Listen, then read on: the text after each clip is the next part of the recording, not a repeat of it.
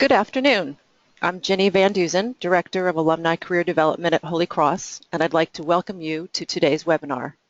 This is the kickoff of what will be a series of web-based presentations focusing on a broad range of career development topics. Today, we're thrilled to have Julie Drzezinski, Associate Director of the Holy Cross Center for Career Development, joining us for a presentation entitled Harnessing the Power of LinkedIn. Whether you're just starting out on your career path, or you've logged more than a few miles on that path, Julie will show you how to make the most of this essential networking tool. We'll be together for a little under an hour. Julie will speak, and will then take questions from you, our listeners, for as long as time allows. I encourage you to submit questions throughout this presentation by checking out the question function located on your webinar toolbar to the right. Thank you for joining us, and now it's my pleasure to turn things over to Julie. Thank you, Ginny.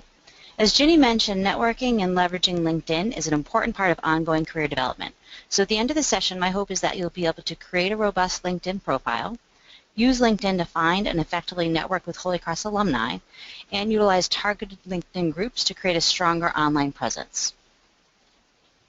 So to get started, let's talk a little bit about why LinkedIn is so important. Given our current climate where social media is so prevalent, it's especially important to be in that space from a professional perspective. LinkedIn helps you to build and manage your online professional presence. Through LinkedIn, you can easily find and connect with alumni and others in your field of interest. And networking, as we know, is a crucial part of career development, so building a key network of contacts in your industry or field really allows you to tap into the hidden job market. Oftentimes, positions are filled through internal referrals before the job is even posted. So how many people are actually using LinkedIn? The answer, as you can see from this slide, is quite a few. The chart you see here shows that there's been a continued rapid increase in LinkedIn members from 2009 to the third quarter of 2015. There are approximately 396 million professionals on LinkedIn globally. 107 of those users, 107 million are in the United States, and it spans over 150 industries. So clearly LinkedIn is the place to be from an online professional networking perspective. So now that it's clear that LinkedIn is widely used, let's talk a little bit about why. Why does networking matter? How it will help me with my career development. So talking to people who are in an industry or at a company or in a role that interests you really gives you that insider perspective. Who better to kind of learn about a company, a job, or an industry than from the people that are actually doing the work?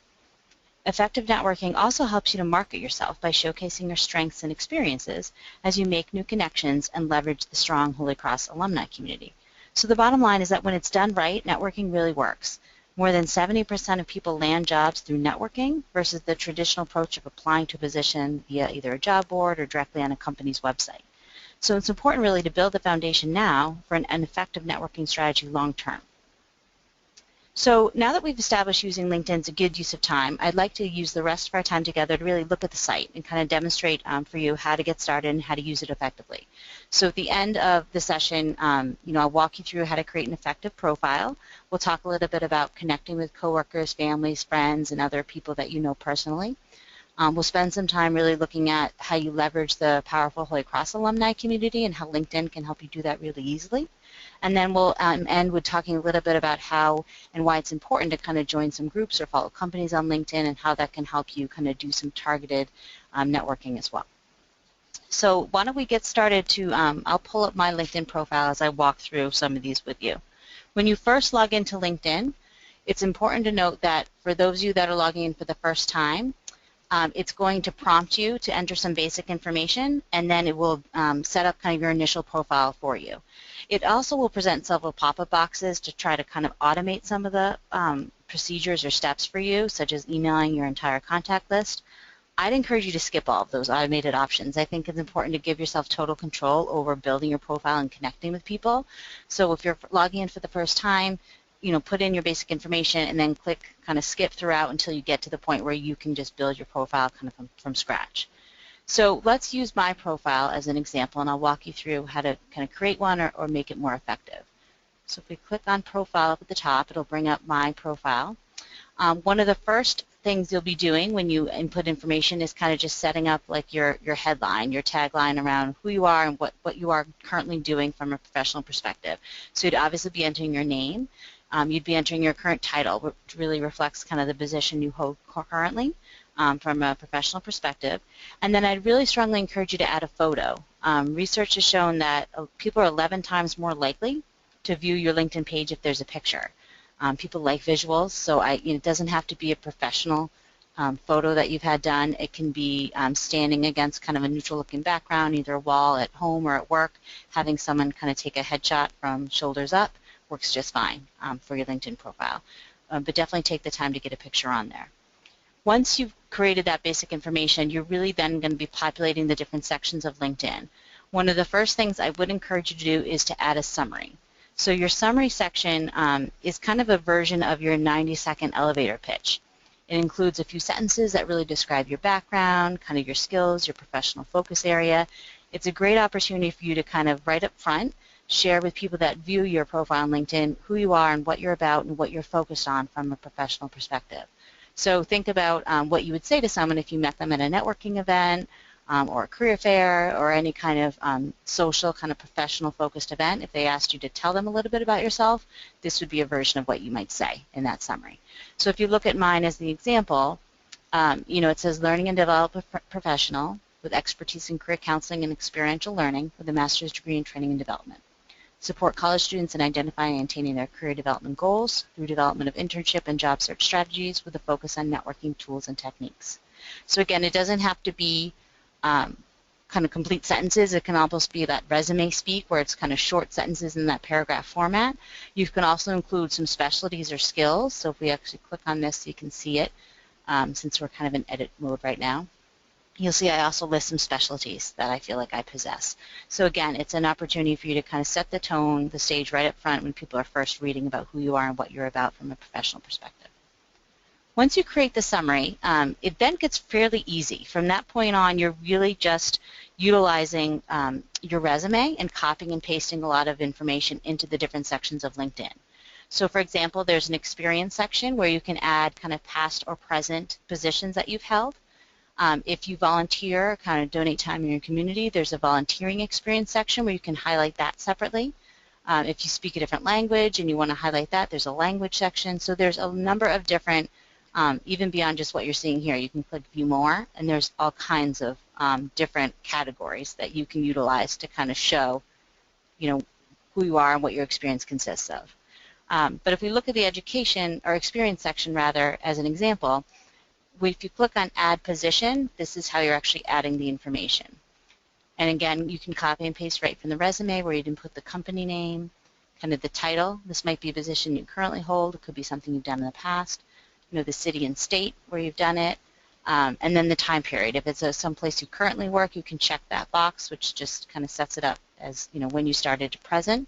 And then your description is where you're really copying and pasting some of your bullets or descriptors right from your resume. So for example, if you look at my current role, this paragraph here is really kind of the bullets that would exist on my resume. So my first bullet would be work intensively with students through their time at Holy Cross via career counseling, internship and job search skills, resume and cover letter critiques, networking and interviewing preparation. And then my next bullet would be supervise Center for Career Development student advising staff. So my recommendation is not bulleting it out in LinkedIn. I think more often you see that kind of short paragraph format, but you can still put it in resume speak and just kind of have it copy the text from each of your bullets and create that paragraph. Once you've kind of walked through the different experience and volunteering sections and that's kind of complete, the next thing you'd want to do is go to your education. So if we scroll down, there's an education section that you would populate. So I encourage you obviously to include your undergraduate degree at Holy Cross, and then if you have any advanced degrees that you currently hold or that you're pursuing, you could include those as well. If there's specific like activities or societies or things you're involved in during your time at Holy Cross or during your graduate programs, you can actually add those here. So these would be different kind of than those more robust experiences that includes kind of jobs you've held in the past or organizations that you actively volunteer with. And then after education, the other section you'd want to focus on is your skills section. So skills is where you can really highlight the key skills that you feel you possess. And on LinkedIn, it's important that you can kind of go beyond some of those hard skills that you might just see in a resume. So it's more than just, I have these computer skills, I know Word, Excel, PowerPoint, Adobe, or I speak another language. It's also soft skills. So, for me, for example, I've listed things like career development, program management, training, which really kind of showcases the skills I've gained either in my current role at Holy Cross or through some of my past experience.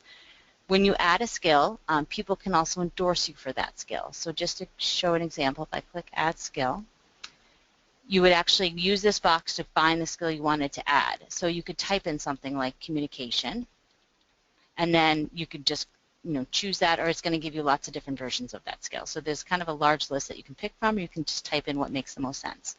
Once you add that, it's going to add it down here, kind of on your skills.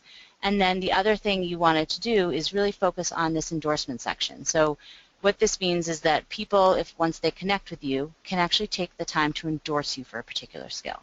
So if someone feels like I actually can effectively provide career development, and they're a connection with me, they might take the time to say, yes, that is a skill for Julie, and I'm going to endorse her for that.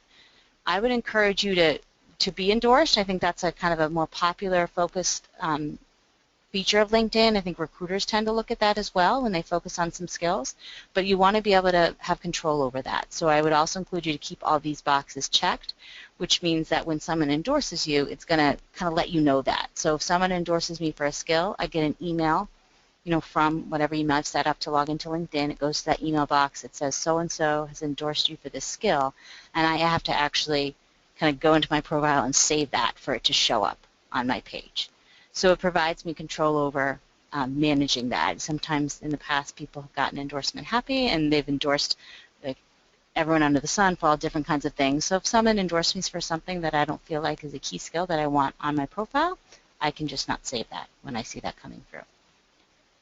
So if we go back, this is what all these pictures are. These are the folks that have endorsed me. So for example, Patrick Kerr, who was a student I worked with at Holy Cross, has endorsed me for career development. So this shows you who endorses you. You can actually view their page and link out to them as well. So it's a nice visual that it provides. That really kind of captures creating and kind of addressing the profile. Now that your profile is in good shape, let's talk a little bit about how you actually connect with people on LinkedIn. The first thing I'd want you to do is connect with people you know personally, and this could be family, friends, coworkers, past, present supervisors, neighbors, really anyone you can think of. I'm going to scroll back to the top to show you. I think the more people that you have connections with on LinkedIn, the more powerful LinkedIn can be when it's doing some targeted searches for you, because then it's looking at everyone you're connected to and everyone they're connected to. So the greater number of first-degree connections, as we call it, those that you're connected to one-on-one, the larger potential network that LinkedIn will reach out to as it searches for particular industries or whatever it is you might be searching for. So to connect with people you know personally, I would suggest using just this advanced search tool. So we click on that. It'll open up this advanced search, and then you can plug in some keywords to kind of find that person you're looking for. So for example, let's say I wanted to find and connect with a friend of mine, and because he's got a fairly common name, I'm going to plug in his company name and click search. Now LinkedIn finds Chris Ford. What it also shows me is my shared connections, which is really helpful. So if I expand this, it's telling me, Chris is a second-degree connection because he and I are both connected to Brian and Eric. So it's another nice feature of LinkedIn where it takes away this whole idea of you having to sit back and think about who might I know that knows somebody that works in advertising.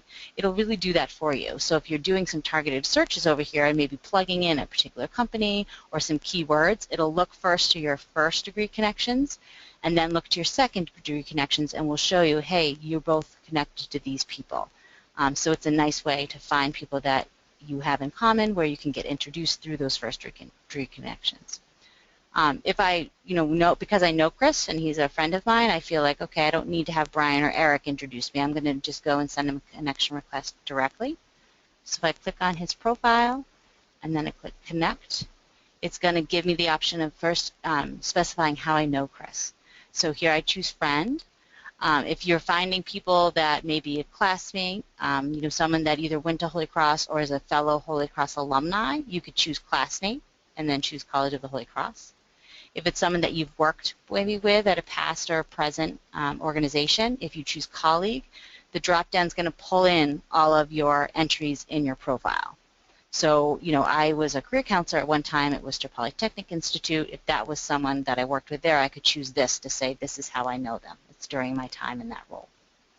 And so basically, you've got to choose one of these to kind of identify how you know this person.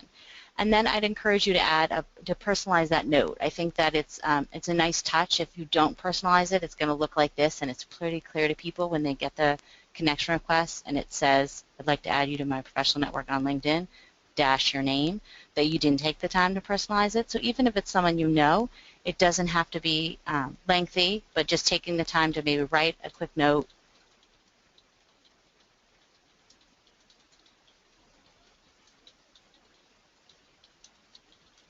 It's just a nice touch, and then you'd send the invitation. Go ahead and do that. And then once it's sent, again, this is an example of where LinkedIn's going to prompt you to kind of automate some things. So again, I'm going to skip these because I don't want them to just automatically email people. But once Chris accepts my connection request, he'd actually be in my network of connections. So if I went under connections, he'd be a first-degree connection, and then it's someone that I could send an email directly to. So for example, if this was Chris, I'd have this send message available, and I could actually send a message that looks just like sending an email.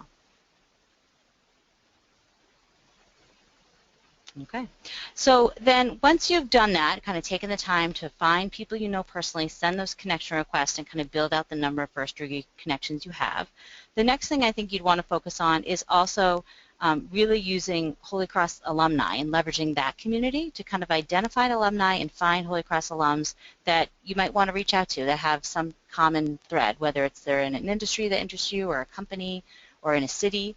And LinkedIn has made it really easy to do that. So if you actually go again under My Network and click on Find Alumni, I'm going to change this to Holy Cross. This will bring up the Holy Cross alumni page. So it recognizes that I had Holy Cross in my education section under my profile, so it pulls in Holy Cross for me when I click that Find Alumni under My Network.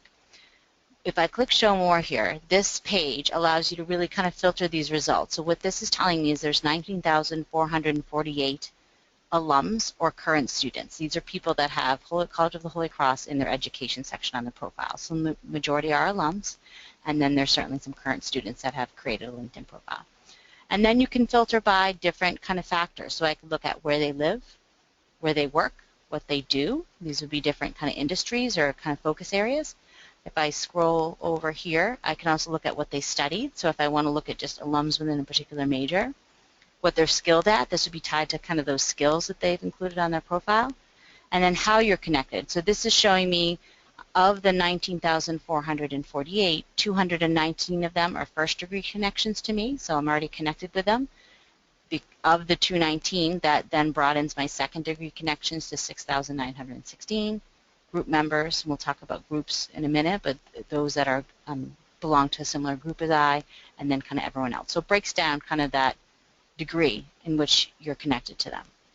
You can also search the set and really get narrow your search if you want to. So if you're looking at these pages and you're not seeing maybe a keyword or kind of an industry that really aligns with what you're looking for, you can plug in a specific keyword and search that way.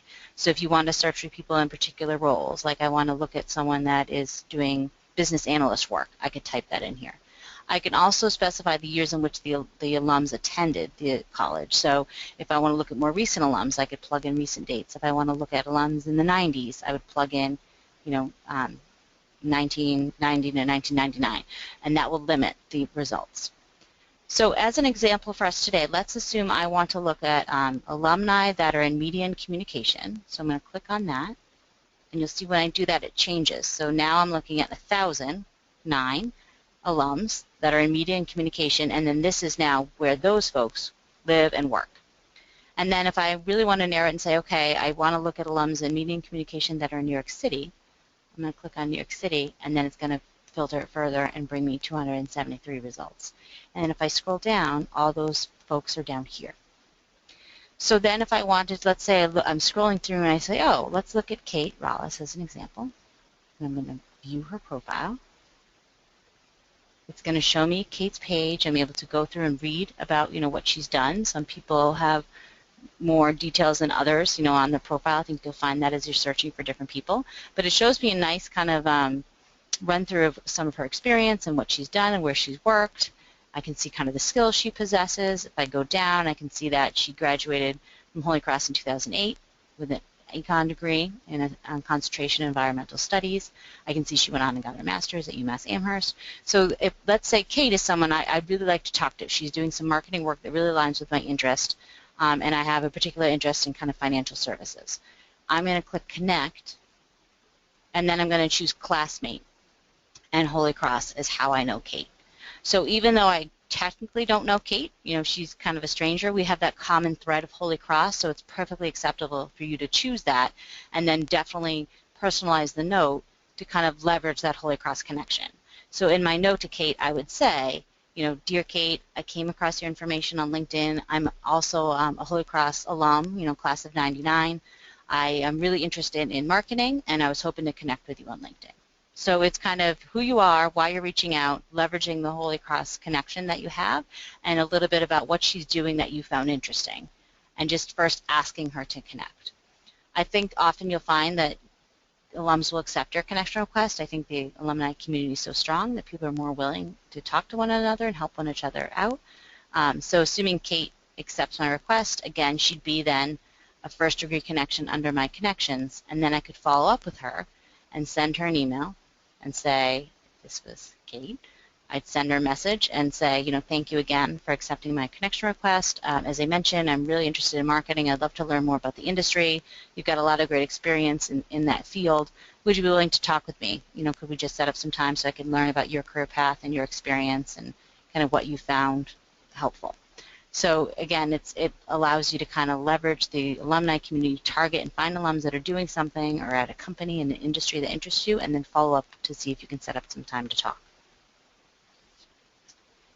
So now that we've kind of talked through how you leverage LinkedIn to connect with people both personally and from a alumni perspective, let's talk about the other areas of LinkedIn that can also be helpful. One of those is jobs. For those of you that are in an active job search, LinkedIn should definitely be one of your tools that you're using to search for jobs. So employers post jobs on LinkedIn. If you go to the Jobs tab here, I would suggest doing an advanced search, and I would plug in, just like you would on other job boards, some keywords, maybe the area you want to be in. You can, specify more details by doing an advanced search and really kind of narrow it. But employers definitely utilize LinkedIn. Recruiters utilize LinkedIn to kind of search for candidates that match what they're looking for. So I think if you also have an updated profile that's pretty detailed, along with utilizing this job board, it can be a great tool. Beyond searching for jobs, there's also some opportunities under the interest dropdown that I think can be really helpful. So one of them would be companies. So you can search for and follow companies that align with your interest areas. So if we look at my companies, for example, here you'll see on the home page, it's going to pull in kind of updates from any companies that I'm following. If we click on the Following tab, it'll show you I'm following Holy Cross, LinkedIn, National Association of Colleges Employers. And you can find companies, again, right up top in that advanced job search where it says search for people, jobs, companies, and more. So you could find specific companies. Like let's say I want to follow General Electric. I'm going to go to their, and then I'll get to that GE page, and then I just click Follow. So you can search for specific companies. If there's certain companies that interest you, follow them. It's a great way to just see what's at top of mind for these organizations. What are they talking about? What are they posting on LinkedIn? And it's a good way to just stay in touch with what's happening with that particular organization. In a similar vein, you can do the same with groups. So if you click on groups, joining groups really helps you follow and target particular groups that align with your interest areas. Maybe it's a particular industry or kind of an affinity group. On this page, when you first come in, you'll see today's highlights. So this is highlighting for me. It's kind of a selection of different conversations or posts from my different groups that I follow on this one page. So if I wanted to just spend some time here each day, I could scroll through and read, okay, what are people talking about, what's being posted in the different groups that I join and follow. If you click on My Groups, you can actually go to those group pages. So if I wanted to really focus on kind of the career service professional group, when I go there, I'm going to see there's a conversations tab. So again, this would be articles, kind of conversations that group members have started. I can reply. I can kind of join in on the conversation. I can comment on things. I can like it. Very similar to kind of a Facebook app. So it allows you to very easily see what's being discussed in a particular industry and also kind of join some of those conversations. It's a really easy way to kind of make yourself visible on LinkedIn by joining in on those groups, kind of, providing some input to some conversations when you feel like you're able to. And then everything that is being talked about kind of shows up on your home page, which is your news feed. So on your news feed, you'd see Ginny started a group discussion earlier today with College of the Holy Cross Alumni group. Any kind of groups I belong to where discussions are being started or connections that I'm connected with are connecting with others, I'm going to see that on my front page, which is my newsfeed. So it's a great way if you're adding input into a conversation. People are going to see your face. They're going to see that you've posted a conversation within some of your groups. And then also on your group pages, groups do post jobs within those groups themselves, so it's another resource for you. So if we go back to that Career Services Professional, the other tab here is Jobs. If I'm clicking on that, I'm going to see some postings, that may be aligned to more career services type roles. So groups and companies, all that information pulls into your newsfeed. It really helps you to kind of stay up on what's being talked about within those different industries or in those organizations. Finally, one of the other important things I think that it's good to spend some time on in LinkedIn is your privacy settings. So your privacy settings would actually be up here under your picture. So if you click on this and click on Privacy and Settings Manage, it will prompt you to log back in. But this is where you're going to really control who sees what on LinkedIn and what kind of information you're sharing and how. So I encourage everyone to really kind of go through and read each of these. They're pretty self-explanatory, but I think it's important for you to manage and just understand how LinkedIn is working for you. A couple that I'll kind of highlight that I often get questions about. Up front, you can turn on or off your news mention broadcast. So if for some reason you don't want your connections or followers to know when you're mentioned in the news, which again is that news feed on your homepage, you can turn that off.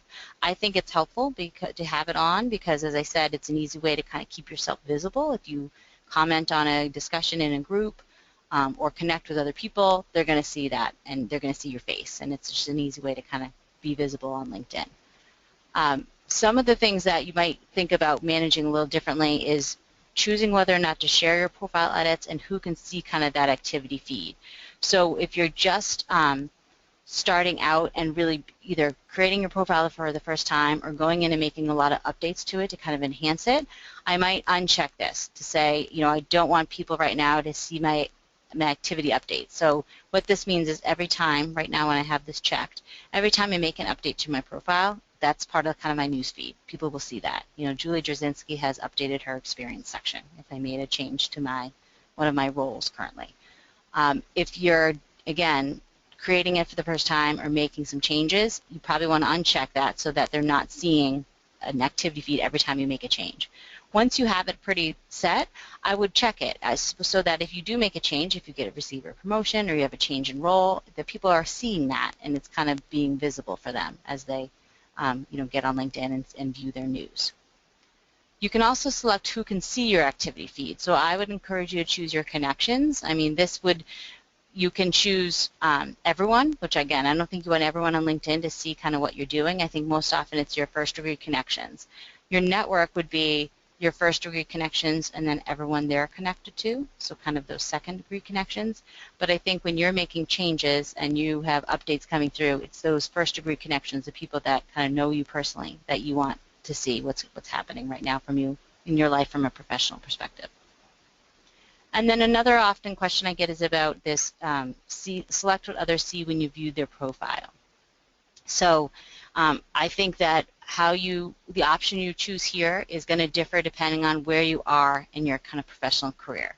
If you are in an active job search and you don't want like peers or a supervisor that you might be connected with on LinkedIn to see that you're out there like, searching for different people and connecting a lot with others, you might want to be in a private mode. You can make yourself kind of anonymous where they won't see that.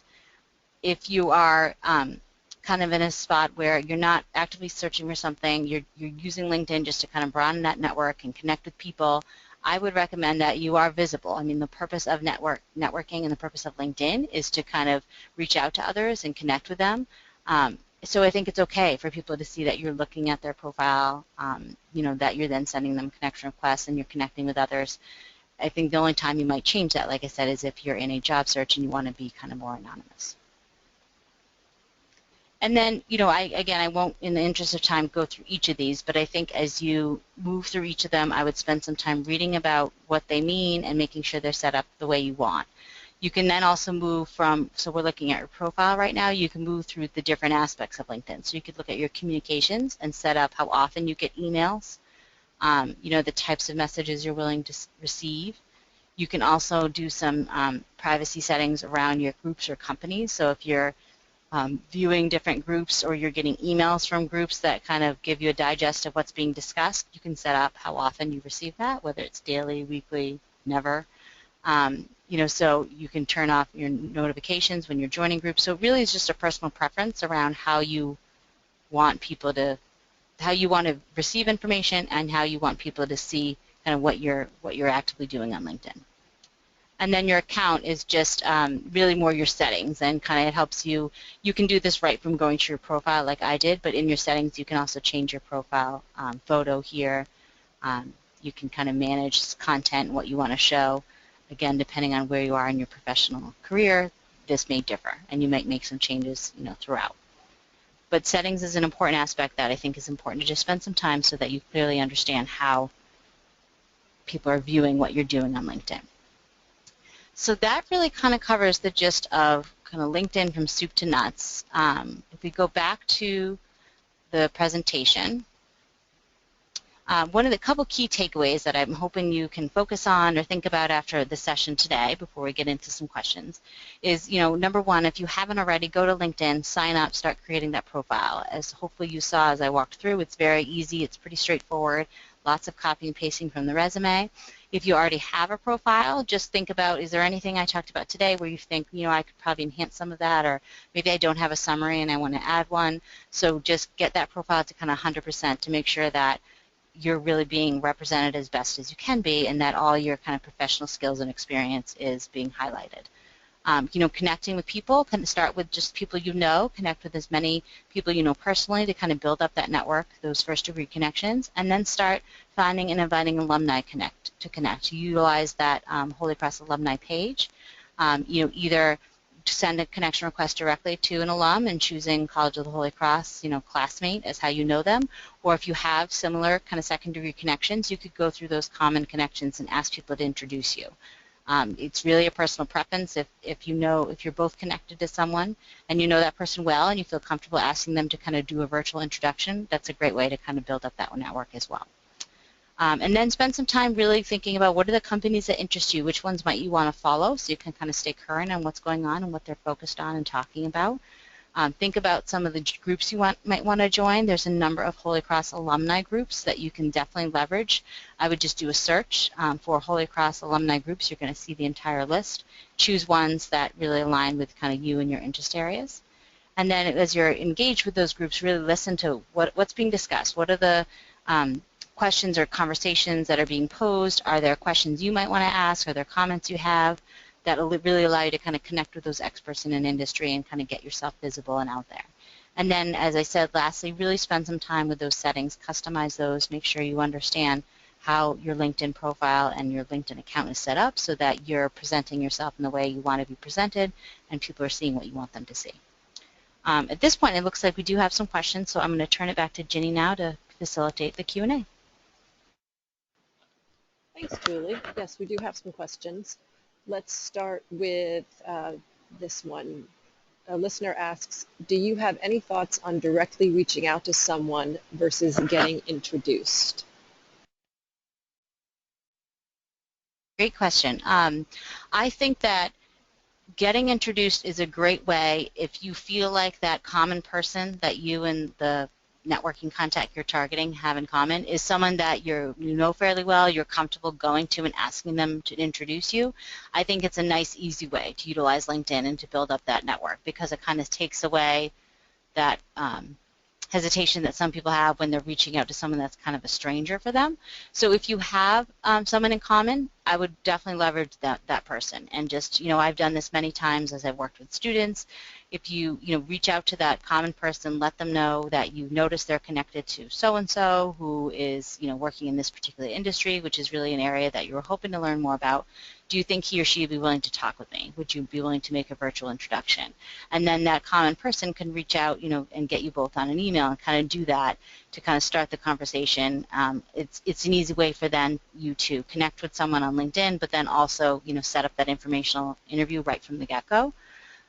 If you don't have a common connection, or the person you have in common, well, maybe you haven't talked to in a while and you don't feel real comfortable kind of reaching out, it's then perfectly fine as long as you have some common thread with that person you want to connect with. So again, if it's a Holy Cross alum and maybe they graduated, before or after you did, you weren't at school at the same time, technically they're a stranger, but you have that Holy Cross connection, leverage that and reach out directly. And I think that's a great way to connect.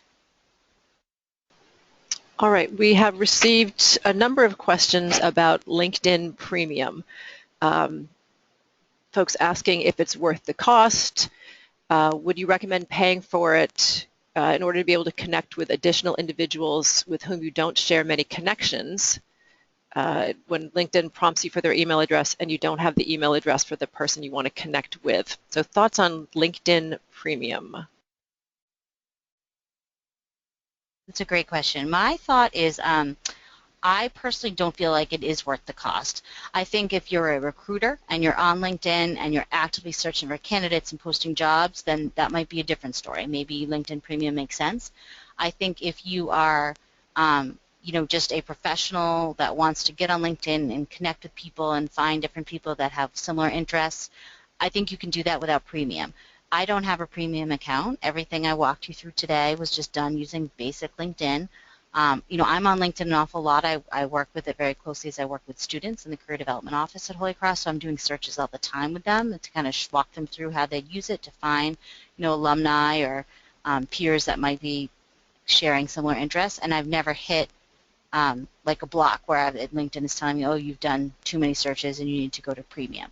So I feel like for most people, I think the basic works, and I think what you might gain with premium in terms of getting more searches that you can do or tapping into other people that are kind of too far removed from you isn't worth the cost. I think that you can get around some of that by just connecting with more and more people, because the more people you connect with, the greater potential network you have, and you're then building up those second-degree connections. So I think using basic really suffices. Like I said, unless you're using LinkedIn in more of a recruiting kind of role. We've got a question here. What are your thoughts on using LinkedIn for doing business with fellow alumni as opposed to job searching? Good question. I think my general kind of rule of thumb would be that reaching out to someone initially from more of like a sales kind of business perspective can be off-putting for some. I would recommend that you're utilizing LinkedIn more for that networking perspective to kind of just get to know and build that network of people. If it leads to an opportunity, so once you've connected with someone and you've maybe had some informational interviews, you've gotten to know them better, if it leads to an opportunity where that might be more appropriate, then great.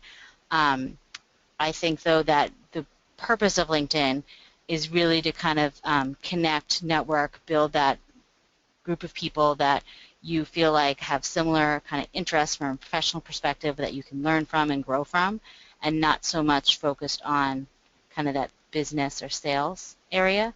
So I think I would not start with that. I think I would focus more on kind of the networking aspect. Okay, we've had a couple of questions that are somewhat related. One question is, I would like to change careers from librarian to writer. How can I best network for news writing, public relations, or marketing? And then a question, what is the most effective way of using LinkedIn to network with Holy Cross alumni in a specific geographic area? Great. So I think for both of those, utilizing the like Holy Cross page. So if I actually just go back and I can kind of show you.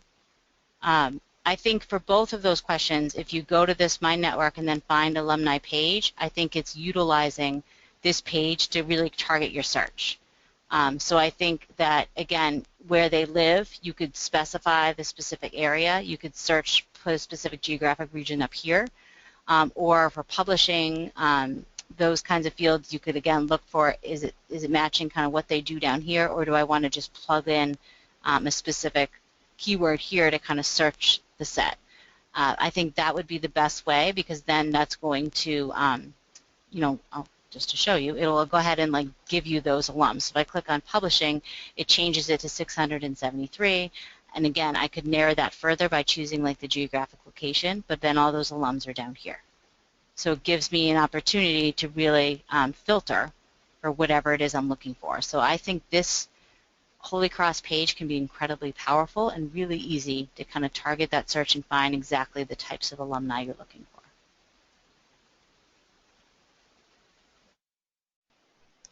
All right, here's a question. Is LinkedIn considered a primary source of talent for recruiters? If so, could you discuss how they use it? I think it is. I think that recruiters are very active on LinkedIn. I think how they generally use it is by doing some targeted searches, and a lot of times they're probably searching for kind of some key skills that they're looking for. So I think it goes back to what we talked about earlier with really spending some time and thinking critically about what you want to be present on your profile. So if the summary, again, is a great place to kind of really gives you that free reign to kind of describe your professional expertise and some specialties or key skills you feel like you exist. The skills section, again, you can plug in some key skills there that would show up then if recruiters are doing some searches. And then I think thinking about some of the roles you might put in there under your different experiences sections and making sure that kind of that description is detailed enough to describe kind of what you did, the work you were doing, and what kind of abilities or skills that you were developing really helps, I think, then you kind of getting to the top of the list when recruiters are doing some of those targeted searches, and they definitely utilize LinkedIn to do that. Next question. I am tasked with creating a LinkedIn group for young professionals at my company. Are there any tips for engaging effectively? Definitely, there's some tips. A couple things that come to mind is don't do it alone. I think that's the first kind of recommendation I would have is find, even if it's 2 or 3 other kind of peers or colleagues that are willing to kind of act as moderators. I think it helps to do that so that you feel like it's easier to manage the group, because ideally you'd want to be actively kind of moderating and viewing and seeing what's being discussed and happening within the group, 30 to 60 minutes a day. So if you kind of share some of that across, peers, it's easier to manage it that way. And then I would say the best groups are those that are truly active. So I think it's important for you to be on there, posting articles or starting conversations and kind of getting the group going in terms of creating some of those conversations or discussions that might encourage others to join in. I think another best tip is maybe just welcoming new members. It's a good way, again, to kind of stay active as new members join, maybe welcome them to the group or ask them to kind of contribute something, or why they joined the group, what they're hoping to get out of it, whatever it might be, is just an easy way to kind of engage members right from the get-go. So those would be a couple key things I would say to keep in mind. Next question is, in the job experience section, is it better to write a paragraph or copy and paste bullets? Is it bad to do one over the other? My personal preference is to have it in that more paragraph format. I think that if you search around on LinkedIn and you look at different people's profiles, you more often see it in that paragraph format. I think that the bullets, it just feels like more of a resume, and your profile on LinkedIn, I think, should be a little bit more fluid in terms of letting people kind of see some of your different experiences and quickly reading through some of it, but doing it in a way where they're not feeling like they're just looking at another version of your resume. So again, as I said earlier, I think you can definitely leverage the text, like the content that might be in a bullet format on your resume, but put that in that paragraph format for each of the experiences. Next question. Do you consider LinkedIn a valuable platform for elevating one's profile by publishing articles? If so, what are the best practices for doing so? Yep, great question. Let me pull up LinkedIn again. We can look at this quickly because I realize I don't think I mentioned this. One thing that you can do is on your profile, certainly if you publish articles or you have different like media or projects that you think it'd be helpful to highlight, I would encourage you to do it. So think of this as kind of your online portfolio. So for example, under each of your roles, you're going to see this section that says add media, and then you can add a document, you can add a photo, you could add a link to a published article, there's a video, a presentation, so there's different ways that you can certainly add it within a particular role, or you could add, as its own entry under an experience section to kind of describe some of the publications you've had. But I think a good way is using this add media section to really highlight some of that. So when it's applicable, I would definitely encourage you to do that.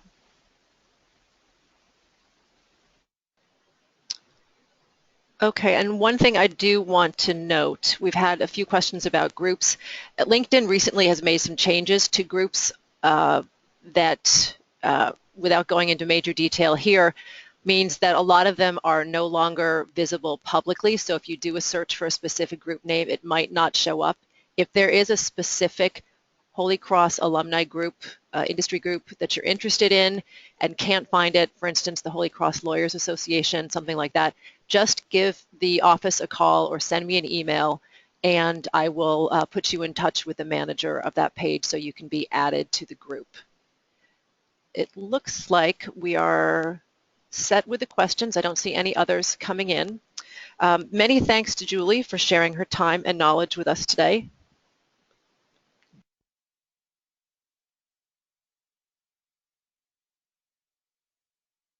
Hear you. Okay. We're good? All right. Many thanks to Julie for sharing her time and knowledge with us today, and thank you for joining us for this inaugural Career Development webinar. A recording of this presentation will be available on the Holy Cross Alumni Career Development website next week. You'll also receive a short email survey about this webinar, and I encourage you to share your feedback with us. If you have any follow-up questions, please feel free to reach out to me in the alumni office. Stay tuned in the months to come for more presentations, and have a great afternoon.